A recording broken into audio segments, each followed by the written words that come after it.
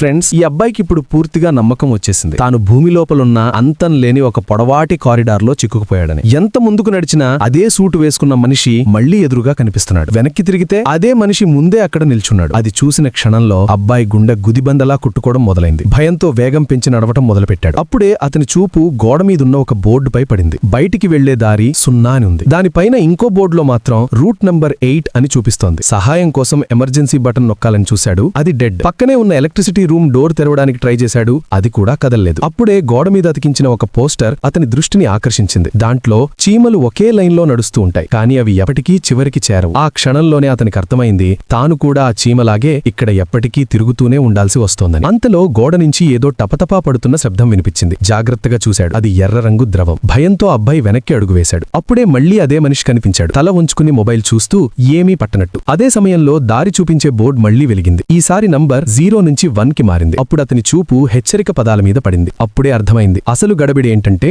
ఆ ఎర్ర ద్రవమే అని. వెంటనే వెనక్కి తిరిగి వెళ్లిపోయాడు. కానీ ఈసారి ఆ ఎర్ర ద్రవం అక్కడ లేదు. ఇప్పుడు ముందుకు వెళ్లడం తప్ప ఇంకో దారి లేదు.